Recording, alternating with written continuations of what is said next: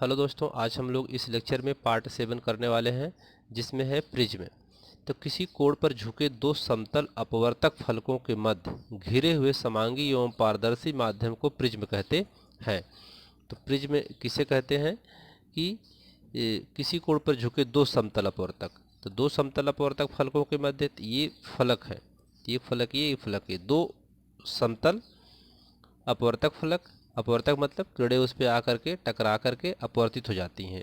तो इन दोनों के मध्य जो कोण बनता है, इन घिरे हुए इन दोनों फलकों के मध्य घिरे हुए एक समांगी एवं पारदर्शी माध्यम, ये समांगी होते हैं और पारदर्शी होते हैं। तो इसी माध्यम को क्या कहते हैं? प्रिज्म कहते हैं। प्रिज्म में ये अपवर्तक पृष्ठ होता है।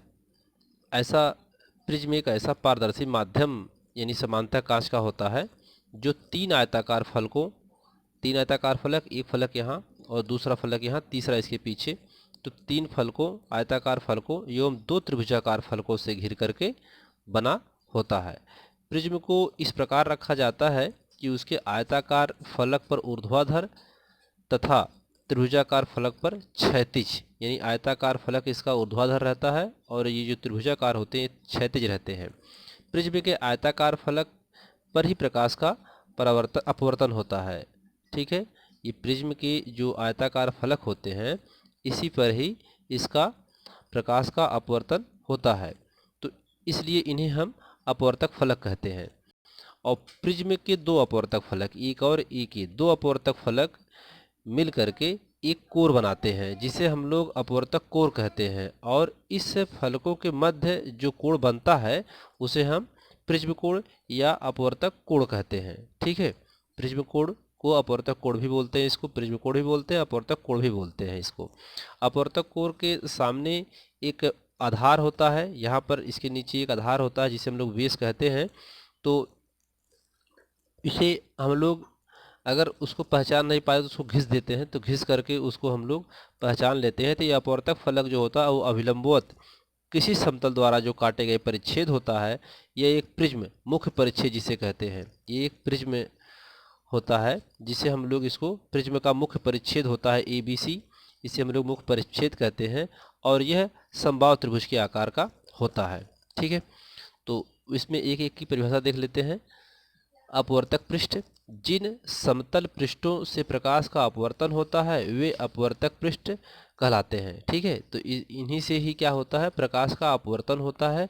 इसी प्रकाश की किरणें आपतित होती हैं, फिर वे जब एक कोर से दूसरे कोर की तरफ जाती है, दूसरे फलक पर जाती है, तो किरणों का अपवर्तक हो जाता है, तो अपवर्तक पृष्ठ बन जाता है। प्रिज्म कोण, अपवर्तक पृष्ठ से के मध्य कोण को प्रिज्म कोण कहते हैं, इसे अपवर्तक कोण भी कहा जाता है। और आदर्श प्रिज्म का जो कोण होता है वह 60 डिग्री होता है। ये कितने होते हैं? 60 डिग्री होते हैं।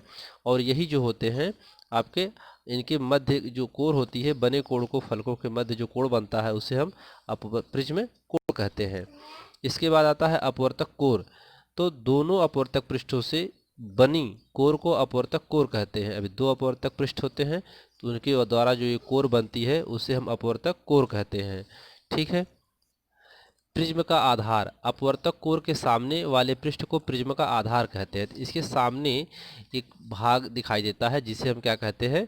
प्रिज्म का आधार कहते हैं। ठीक है, इसके बाद आता है मुख्य परिच्छेद। तो अपवर्तक पृष्ठ के अभिलंबवत किसी तल द्वारा काटे गए परिच्छेद को प्रिज्म का मुख्य परिच्छेद कहते हैं। यानी ये वाला भाग क्या कहलाता है? मुख्य परिच्छेद कहलाता है। तो जो आगे हम लोग इसी भाग को लेकर के इसमें पढ़ेंगे। तो इस लेक्चर में इतना ही, तब तक के लिए धन्यवाद।